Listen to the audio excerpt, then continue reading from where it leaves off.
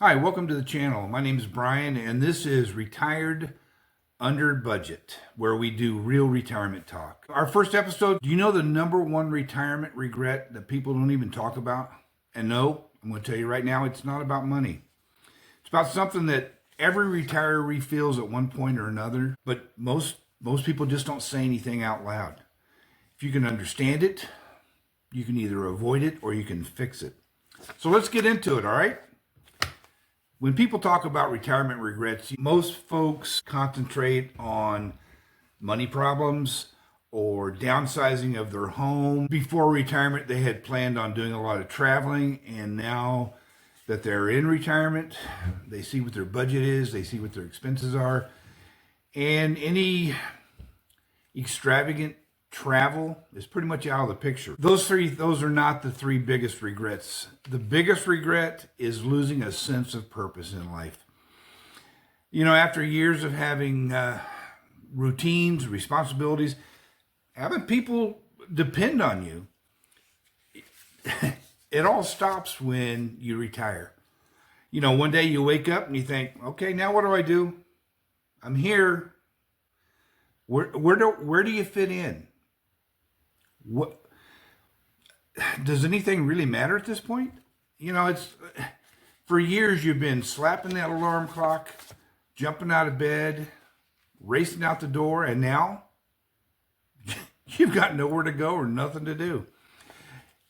You know, a lack of purpose is really a quiet regret. Most retirees feel like they should be doing something 24 hours a day, 7 days a week, besides just sleeping. Purpose in any life, but especially retirement life, it's important. It's very powerful also. And when you feel that, you feel just completely empty, folks. This regret, it really happens because work provided you more than just a paycheck. It gives you identity. You know who you were, you know where you were going. It gave you structure. You know, you had reason to get up and head out the door in the morning with that first cup of coffee. You were part of a community. You had coworkers, you had bosses, you may have been a boss. You had conversations, you had goals, both personal and team goals. And you were making progress. No matter what you were doing, if you were on the assembly line of a car manufacturer or you were making widgets, maybe you're stocking grocery store shelves, you had a purpose in life. Now you have a huge space to fill. The good news, it's fixable, folks. It's really, really fixable. And I've got a few ways that I want to discuss with you how you can get purpose back into your life. Create a morning routine. Get up every morning, and before you've had that first cup of coffee, take a walk around the block. Walk for 20 minutes. Pick up a book and read a chapter or two every day. You can start a hobby. There's hundreds of hobbies out there. Any of these things, they're going to start your day off and they're going to give you some direction. Something else you can do? Do something for somebody else. It doesn't have to always be about you or me, or try to help somebody else. You're going to end up making their day. If you become a volunteer, you know, I'm sure there's all kinds of organizations out there. Your city, I'm sure they have all kinds of volunteer positions. The Humane Society, your library. How about helping your church? You know, most churches have a very small staff, and unfortunately, just about everything gets piled on the secretary. Go to your church and say, hey, how can I help out? Maybe you can be a mentor for some school kids. Just by being involved in helping others, you can create a sense of purpose. You know, you could pursue a passion you never had time for. You like fresh vegetables? Start a garden. That'll keep you busy. Take up photography. Go out and buy an inexpensive camera. Start shooting pictures. Take up a craft. Do you know where your family's from? You know the history of your family? Start some genealogy. How about woodworking? You can take up a musical instrument. It doesn't matter.